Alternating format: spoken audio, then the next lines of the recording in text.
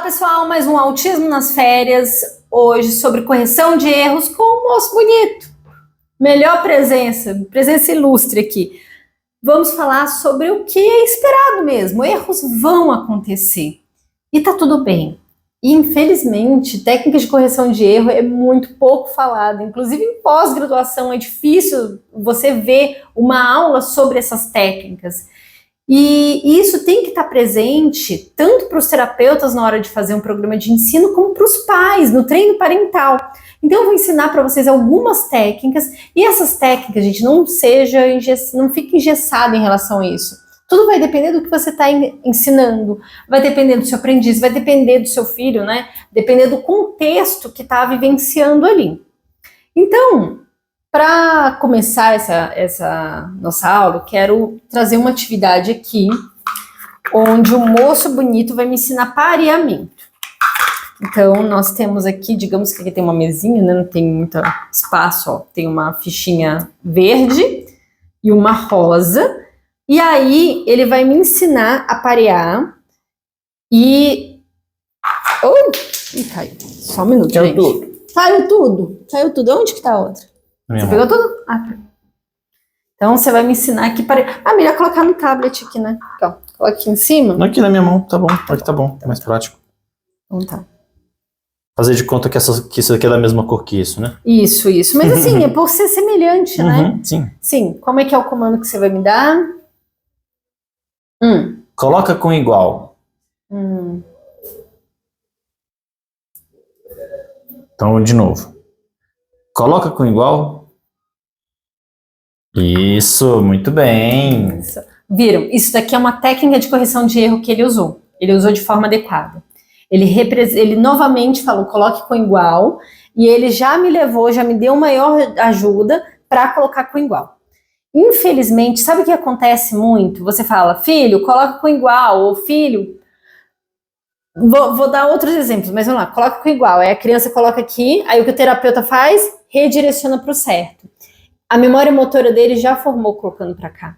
A ideação já estava pro erro. Já estava pro erro. No momento que você faz, o que ele entende? Ah, tem que fazer isso, né? Esse é o movimento. Então, o ideal é, ocorreu, a gente já entra com a técnica de correção de erro.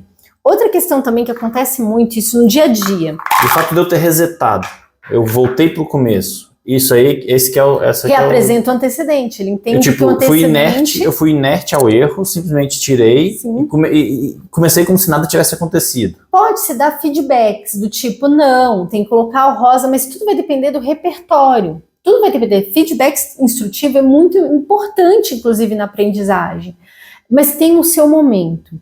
Vamos lá, por exemplo, da criança que você chama 1000 vezes. Você fica lá, igual como você fazia comigo quando no início do nosso relacionamento. Você, amor, me chamava 1000 vezes e eu não respondia. Por quê? Autistas têm essa dificuldade dessa performance auditiva. Não quer dizer que eu não escute bem, eu escuto bem. Mas a minha performance auditiva era com dificuldade para entender que a voz dele é mais relevante que qualquer outra coisa no ambiente, que eu tinha que olhar. E aí, como ele começou a fazer comigo, dava um leve toque na hora que ele ia me chamar. Amor! Aí eu olhava. Fez tantos anos isso, por um tempo, que não precisou mais fazer. Eu comecei a entender. Quando ele me chama de amor, oi amor. Sim. Então ele foi reduzindo essa ajuda. E isso daí nós temos que fazer com nossos filhos para que esse histórico de erro não fique. Você vê aquela criança que a gente chama 1000 vezes. João, não! Gente, assim, no momento que você se dispôs a chamar o seu filho, você já tem que entrar com o sistema de dicas. As pessoas têm uma coisa muito errada na aba, que eu escuto muitos profissionais falarem, que é demanda dada, demanda cumprida. Não é isso. Demanda dada, se a criança não consegue fazer, o que você faz? Você vai dar ajudas para que ela possa fazer, desde que isso também não seja aversivo. Então, cumprir uma tarefa depende muito mais da gente, nesse sentido de dar as ajudas necessárias, que da própria criança, no primeiro momento. Então, tem algumas considerações antes de entrar nas técnicas de correção de erro, para começar. Não se dá correção de erro com um tom áspero. Não, você vai falar você vai corrigir esse erro, vai explicar do tipo, porque muitas vezes falam assim, não é assim, não faz desse jeito, ou é desse jeito, é para falar batata. Eu tô com batata na cabeça, né? Falei algumas vezes, até na aula passada. Ou volume excessivo, modificar o volume. Não, você continua com o mesmo tom de voz, da mesma forma que ele continua também. Então você pode fazer um feedback instrutivo sem falar de forma áspera e sem aumentar o volume da sua voz. Outra questão também é quando você não deve fazer correção de erro. Desatenção. Se ele mudou o foco atencional, gente, ele mudou o foco atencional. Ele não lembra nem do que estava acontecendo, a atenção dele foi para outro mundo. Então não está atento. Questão de estereotipia, se ele engajou numa estereotipia, e a gente tem que analisar porque ele engajou, porque muitas vezes pode ser uma autorregulação, essa estereotipia. Comportamento inadequado. A criança está fazendo birra, e você, ou está numa crise, e você está querendo ensinar alguma coisa ali.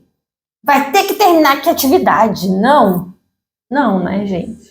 Não, porque se ela não terminar, o comportamento vai estar sendo reforçado. O cérebro dela está em crise. Ela está com o cérebro em outro lugar. Então, não se ensina em crise. E controle defeituoso, controle de estímulo com defeito. O que vem a ser isso? Lembra do Aquiles com azul? A busca do Aquiles pelo azul? Qualquer coisa que a gente colocasse, ele ia pro azul. Aí se tira o azul, ele acertava. Então, por exemplo, as pessoas falam, você tem que usar tudo que a criança gosta, os elementos que ela gosta na atividade. Controle de estímulo defeituoso. É meio feio, né? É novidade para mim. É meio feio falar sobre controle de estímulo defeituoso, mas a questão é que ele não é... Eu acho ele feio esse termo. Mas é que acontece muitas vezes, a gente coloca itens preferidos, a pessoa vai na tendência de ir pro preferido. É porque tem um item que se destoa, então você coloca uma bola verde, uma vermelha, uma azul. Se ele tem uma atração absurda pelo azul, é como se fosse um objeto diferente. Eu lembro de uma amiga minha, uma vez ela estava com um colar, que esse colar tirava tanta minha atenção, que era um colar diferentão. Aí eu ficava olhando pro colar, e ela tava falando, eu falei, gente, mas que colar? E aí é o controle de estímulo defeituoso. Então, por exemplo, a pessoa tá com feijão no dente. Um controle de estímulo defeituoso. Ela tá falando, você, nossa, gente, será que eu falo ou não falo que ela tá com feijão no dente? No final das contas, você não ouviu nada. Aí ela pergunta pra você, o que você acha? Isso é feijão. Você fala qualquer outra coisa. Então nós vivemos com controle de estímulo defeituoso. Imagina essa criança que a gente estava ensinando um bando de coisa para ela. Parece que não tem controle inibitório, né? Não tem controle inibitório, então é super complicado. Eu vou começar por uma técnica, que é aquela técnica que quando você está ensinando uma habilidade que é muito difícil, mas muito difícil, que exige muito. Então como é que ela é? Você começa com errou, aconteceu o erro. Você vai reapresentar um antecedente como ele fez com uma coisa com mais ajuda.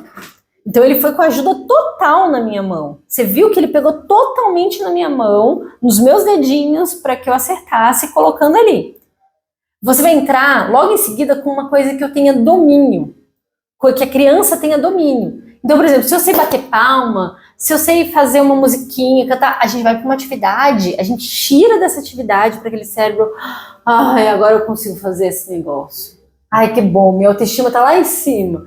Aí a gente volta para a atividade, reduzindo um pouco de ajuda. Então, se ele estava pegando ajuda total na minha mão, a gente já pega no bracinho. Ele já vai pegar no meu braço ao invés de pegar na minha mão totalmente para reduzir essa ajuda. E aí a gente volta para a atividade já para aquela ajuda que estava anteriormente. Então, essa é uma técnica que é para atividades muito, muito difíceis. Nós vamos para a próxima técnica, que é errou, você sinaliza o erro, aqui você vai sinalizar o erro de forma que ela compreenda o erro, do tipo, Coloquei aqui, você vai dar um feedback instrutivo para mim nessa. Tá aqui, você fala, coloca com igual. Aí, digamos que eu erro. Eu vou colocar com verde. Como? Faz comigo. Ah, tá. Coloque com igual. Aí ele foi e colocou com verde. Aí, nessa daqui, eu vou chegar e reapresentar. No caso, eu vou dar um feedback instrutivo para ele, antes de colocar. Não, esse é o verde. Vamos colocar com igual. Coloque com igual. Aí eu já vou dando mais ajuda para colocar com igual. Então, para ele entender. Ou é o outro, não é esse. Então, para aprender que oposição. São várias formas a gente poder ensinar isso daqui. Aí, reapresenta com mais ajuda e retorna para a atividade. Outra forma também é corrigir o erro só mostrando a forma certa de fazer. Ao invés de você dar o feedback instrutivo de explicar, você mostra como se faz e aí você volta reapresentando com mais ajuda e volta para a atividade. Lembre-se que nesse meio você vai reforçar, você vai mostrar que tá legal, mas você não vai, por exemplo, fazer, por exemplo, você tá entregando chocolate no final. Não, aqui você vai dar um elogio, você vai reforçar de forma mais branda isso daí. Você não vai dar aquele super, mega item de preferência. Um elogio, um pedacinho, às vezes, desse chocolate, né? Não sei, é uma estratégia. E aí, por último, é aquela técnica de correção de erro mais papum. Que é aquela, errou, já reapresenta com mais ajuda e depois retira ajuda e volta para a atividade. Então, são essas 4 técnicas que elas são super importantes e vai depender. Por exemplo, você está ensinando para o seu filho a falar, às vezes a gente vai dar um feedback instrutivo. Às vezes, no momento, a gente está no meio de um shopping, tudo, e você está tendo que dar um sistema de dicas e ajudas para ele falar, mas ele cometeu um erro, ele não conseguiu falar a palavra, a gente vai ser mais sintético nessa correção. Mas a correção é importante que ela esteja presente sempre. Só que a forma não pode ser engessada. Gente, outra coisa, da mesma forma que é nas dicas e ajudas, nós estamos falando sobre autismo, padrão restrito e repetitivo. Se a gente faz as coisas sempre da mesma forma, a gente está criando uma estereotipia, a gente está criando um padrão rígido também. Então a gente tem que ter muito cuidado com as nossas escolhas. Então, nós finalizamos aqui, essa aula é realmente mais papum, mais simples, mas ela é muito importante entender essas técnicas de correção de erro, porque se vocês não compreendem isso, os seus filhos vão persistir, às vezes, num erro, e você vai estar, é aquela criança que aprende e desaprende, ou é aquela criança que fica muito tempo aprendendo uma habilidade, sendo que não. Tem hora que a gente vai tirando essas ajudas, vendo como ela está aprendendo, e quando acontece o erro, a gente corrige. E quebrar o mito de que aprender errando. Exatamente. Porque um exemplo que eu pensei aqui agora que veio, que é a questão de postura. Quando a gente vai errando, a gente fica com a postura errada, sim, a nossa tendência é ficar cada vez mais com a postura errada. A gente tem dificuldade de alinhar a postura. Sim. E só de eu ter falado aqui, um monte de gente já deve ter corrigido a própria postura. Porque a gente tem que... Não é tão intuitivo quando a gente aprende errado.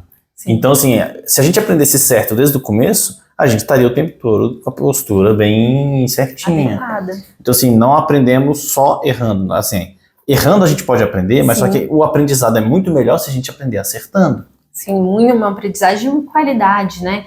O nosso tempo de vida aprendendo, ele é limitado. A gente tem uma limitação de tempo do dia a dia. Se a gente pega uma criança que ela tem uma dificuldade ainda de aprender, porque ela é um cérebro que tem questões que dificultam, por exemplo, sempre repito, a questão do tálamo, por exemplo, que é a velocidade por onde transita essas informações, ela é reduzida. Nós temos o corpo caloso, né, que tem a questão da comunicação entre os hemisférios cerebrais, se ele tem alguma alteração em relação a isso, e não é raro um autista ter questões relacionadas a isso e acaba fechando um diagnóstico de deficiência intelectual. A gente não pode perder tempo. de forma inadequada. A gente não pode perder tempo. Se a gente usa técnicas de correção de erro, a gente valoriza o tempo dos nossos filhos. Então é extremamente importante essa aula e fez total diferença na nossa vida, né, amor? Com certeza. Demais. Alguma consideração? Não, só isso mesmo. Mandar um beijo pro pai, pra mãe, pra todo mundo. Gente, tudo de bom para vocês. E vamos continuar a sequência de aula agora, além da parte de correção de erro, vamos falar sobre esquemas de reforçamento, como deixar o nosso filho engajado na atividade, com os itens de preferência dele, e pareando esses itens. E quando o nosso filho tem um comportamento disruptivo, como é que é? Reforça o comportamento disruptivo? Não, peraí, existem técnicas que a gente vai reforçar um outro comportamento, que são as técnicas de reforçamento diferencial. Tudo isso nós vamos trazer na próxima aula, né? Eu vou trazer bonitinho aqui para vocês, e seguindo a nossa sequência vai ser a questão da volta às aulas. Sim, também temos que falar sobre esse passo a passo da volta às aulas, a complexidade, né? Que eu, você, ele, todo mundo, nós estamos todos vivenciando essa questão da volta às aulas. Mas quando a gente volta às aulas com ferramentas, instruídos, sabendo se comunicar bem com a escola, tudo fica mais tranquilo, né, amor? Com certeza. Nem mais.